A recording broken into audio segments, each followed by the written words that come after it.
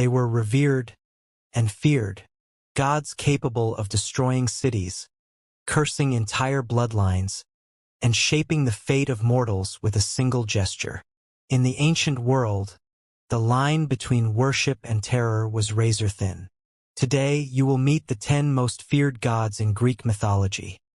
Beings whose presence could silence crowds, whose names were spoken only in hushed tones, and whose stories echoed through the centuries as warnings to any who dared defy them. Prepare yourself to step into a world where every shadow may conceal a curse, and every ray of light may herald divine wrath. Nemesis, goddess of retribution. Nemesis was no ordinary goddess. She was balance itself, the unyielding justice that fell upon those who dared to upset the natural order. In ancient Greece, it was believed that no one could escape her judgment. Her gaze could pierce the deepest intentions, revealing even the faintest trace of arrogance. Kings who boasted too much, warriors who became prideful after victory. Sooner or later, they felt the cold hand of Nemesis. Her name was whispered in the streets, for to invoke her was to invite retribution. She was imagined wearing a flowing black cloak, holding a gleaming sword in one hand and the scales of justice in the other. Nemesis cared nothing for wealth or status. To her, all were equal before the law. Her presence didn't need to be seen to be felt. She was the constant shadow, always watching, always ready to punish hubris and restore balance. Hecate, mistress of magic and the night. Hecate walked between worlds, goddess of crossroads, witchcraft, and the gates between life and death. She was as mysterious as she was terrifying.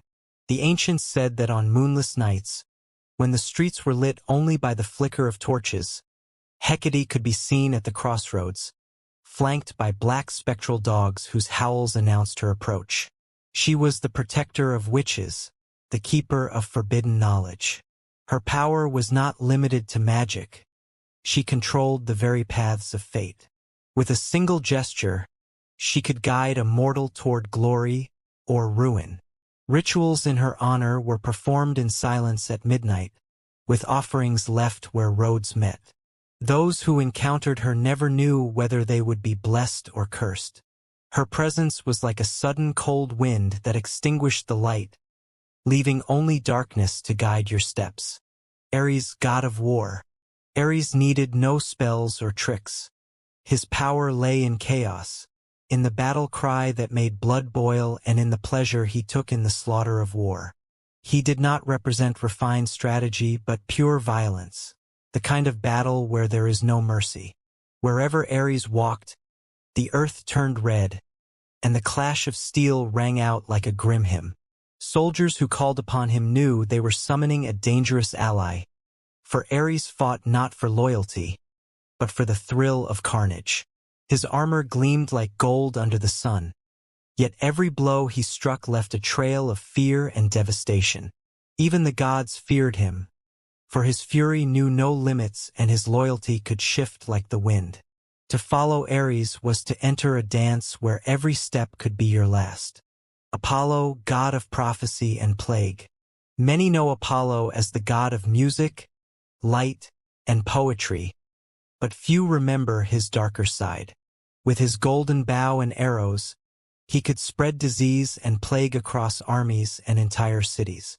When Apollo's anger was stirred, the sky seemed to darken, and a heavy silence fell, as if nature itself awaited his judgment.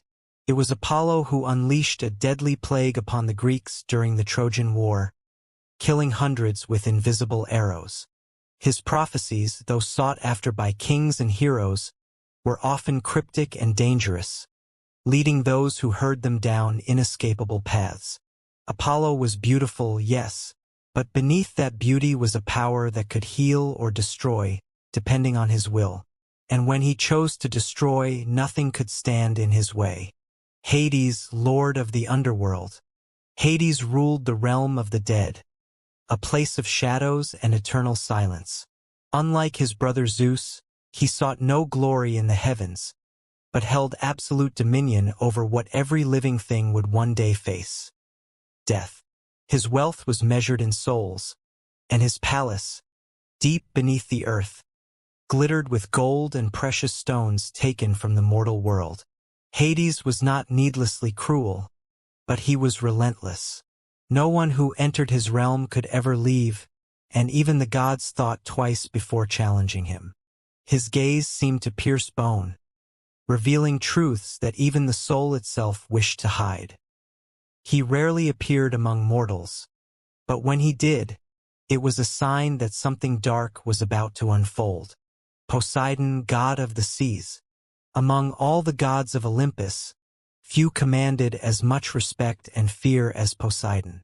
Master of the seas, rivers, and all creatures within them, he could grant safe passage or sink entire fleets with a single strike of his trident.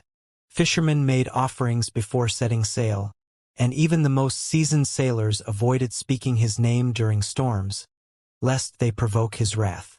When Poseidon was angered, the seas roared like wild beasts, waves rose like towering walls, and the winds howled like war cries. His rivalry with Athena for the city of Athens is legendary, and his ability to destroy entire coastal cities made him one of the most feared gods. To defy Poseidon was to defy nature itself, and nature has no mercy. Hera, queen of the gods. Hera, wife of Zeus and sovereign of Olympus, needed no weapons to inspire fear. Her true strength lay in the calculated patience with which she executed her vengeance. Protector of marriage, she was ironically one of the most merciless toward Zeus's lovers and illegitimate children. Her punishments were never swift, they were carefully designed to be long and agonizing.